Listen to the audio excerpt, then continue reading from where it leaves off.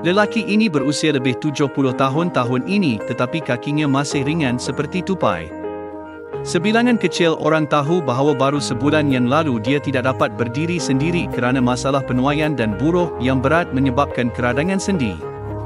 Tidak tahan melihat bapanya kesakitan, anak perempuan itu menggunakan hubungannya dengan seorang kenalannya yang bekerja di Institut Ortopedik Thailand untuk memperkenalkannya dengan gel urut Thai Kemsa ini.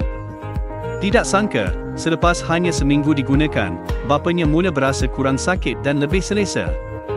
Ia adalah gel penahan sakit Thai ini. Sapukan sekali setiap malam pada bahagian yang sakit dan urut secara rata. Masalah sakit sendi akan cepat selesai. Sama ada anda berumur 40, 50 ataupun 70 tahun, jika anda mengalami masalah sakit tulang dan sendi, berdiri dan duduk sakit, naik tangga pun sakit, walaupun sakit sangat sampai hanya boleh baring di atas katil, anda juga boleh mencuba gel penahan sakit Thai ini. Pada mulanya saya fikir ia hanya gel penahan sakit biasa, tetapi apabila saya sapukan pada bahu, leher, belakang, kaki atau lengan, ia terasa panas seperti matahari kecil.